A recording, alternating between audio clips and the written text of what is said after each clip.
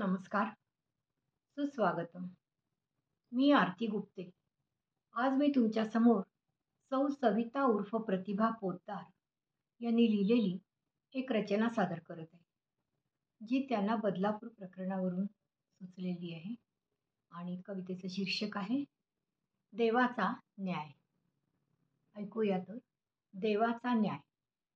कुणाच्या हातून मिळाली कुणाला मुक्ती? कुणाच्या हातून मिळाली कुणाला मुक्ती? बांधलेले हात होते तरी आली कुठून शक्ती? कुणाच्या प्रश्नाला कुणाचं उत्तर? कुणाच्या प्रश्नाला कुणाचं उत्तर? कसं काय घडलं सारं? प्रश्न इथं 70. मिटवून नाही मिटत कधी कुठलं प्रकरण. मिटवून नाही मिटत कधी कुठलं प्रकरण. जितेपणी रचले जाते मागच्यांचे सरण. जितेपणी रचले जाते मागच्यांचे सरण. गोळीपेक्षा ओळींनी काम आता करावं. गोळीपेक्षा ओळींनी काम आता करावं. प्रत्येक कर्म करताना न्यायदेवतेला स्मरावं.